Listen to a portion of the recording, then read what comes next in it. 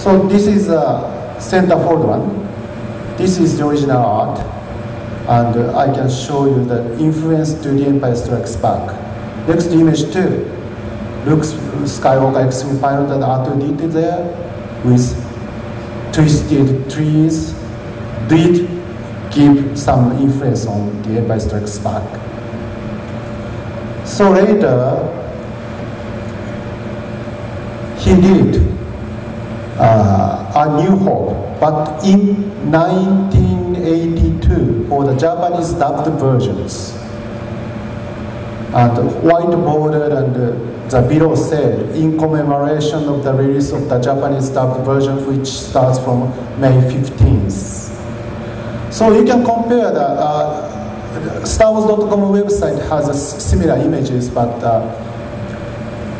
not exactly the match, because StarWars.com version has more of the larger images on the top of the Darth Vader, but actual poster has wider images. This is a comparison. So later it finds its way in the lenticular three-dimensional looking merchandising later in probably 2 years ago, I guess. So this comparison, Noriyoshi Ohrai repeated his favorite composition many times. 1978 versions and the 1982 version looks the same in some point, especially Han Solo and Chewbacca, Luke Skywalker, and Obi-Wan Kenobi. So his feature is Millennium Falcon has a center pole, always. 1978 version and 1980 The Empire Strikes Back and 82 versions of Millennium Falcon always has a center pole somehow. So he likes to draw or paint many of those machines. This is an example of his Noriyoshi Ohrai's paperback covers of the Foundation of Isaac Asimov. Also, in 2008, he wrote a plastic model kits cover, box art of the Japanese battleship or aircraft carrier. So this is Return of the Jedi in 1983. Left is a color comprehensive, and the final product is on the left. So these comparisons, on the left is the actual poster, on the right is the merchandising. You can see something underneath the red to lightsaber's bottom, something square white, and also the square on the green lightsaber. What is it? That is a licensing mark for the A, for Godzilla Toho company, and the B is, I cannot tell you the exact accurate thing, but it says Yamakatsu, the company's name. So these three, and this is a color comprehensive for the Return of the Jedi. So he likes, he repeats the same composition many times, 3P and R2-D2. Before The Empire Strikes Back, he was a kind of poster artist who makes big or C-class movies like Ben-Hur or those kind of A-class movies. But later, after the hiring of The Empire Strikes Back, he is doing with major films such as Goonies. And after 1984, he wrote many Godzillas right now, until now. So you don't know, this is Young Indiana Jones Chronicles paperback covers. All 14 he did. Those are some examples, and another examples of those Young Indiana Jones Chronicles.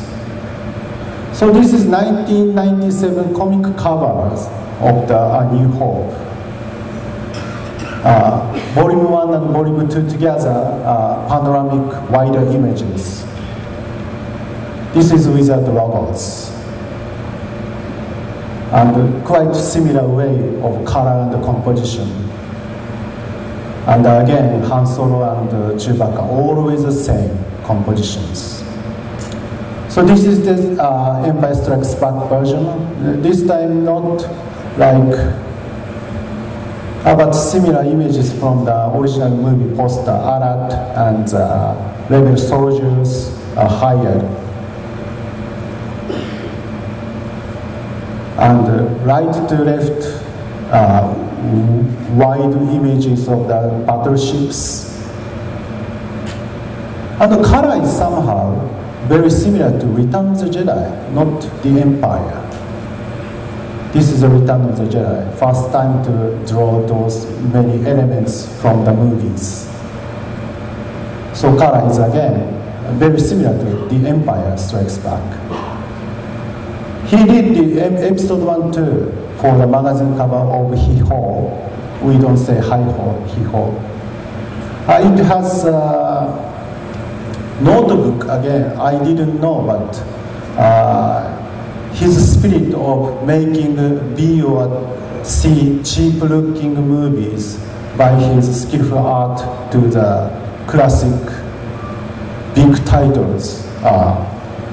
Now in the spirit is revived in the episode 1. You can see that.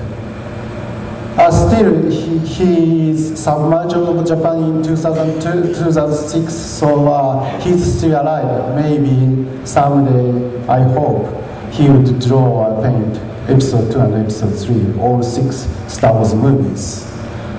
That is the end. Thank you.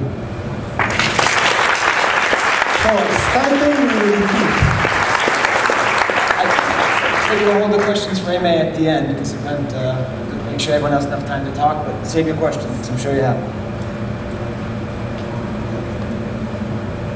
So next will be Luis and Josefina.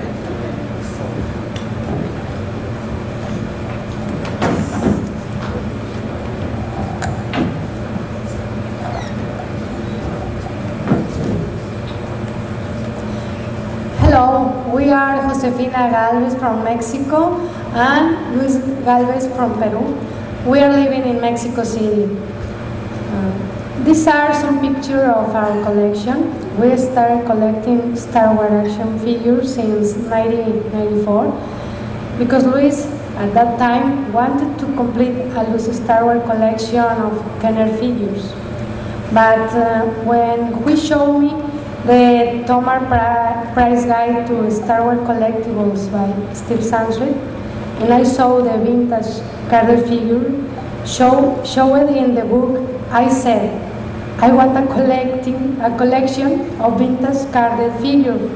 Then we began to collect carded figures and boxes, ship and places, looking to complete the entire carded collection, no matter what kind of package or from any foreign brand. That was the reason because the carded collection of figure is mine and the loose collection is from Luis. That was the beginning of an adventure of collecting with which we learned about what was released in other countries during the vintage line, and with this we met a lot of collector friends. Since we began to collect carded and loose figures from Kenner and other brands, we saw that each had its special characteristic of the package and of the figures. The Lily Lady figures looked different than Kenner's in material and paint. Then we decided to collect this line. But getting the first Lily Lady carded figure of the first 12 inches figure was easy because we found them on Star Wars collecting store.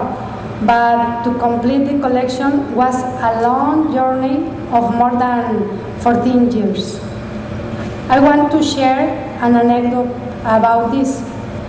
I remember When I got the 12 inches minting box Tuscan Raider, I bought it from a seller who used to sell vintage collectibles in the street of downtown of Mexico City.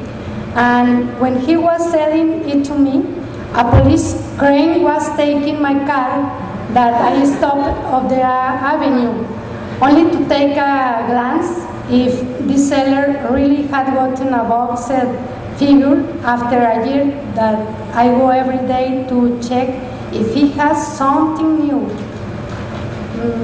Fortunately, I got my Tuscan minting box and the police crane didn't take my car. Also, I want to tell you that thanks to events like Celebration 5, we were able to complete the collection of 12 inches since we got 3 minting box figures. We needed to complete the 12 inches collection on Celebration 3 and Celebration 4.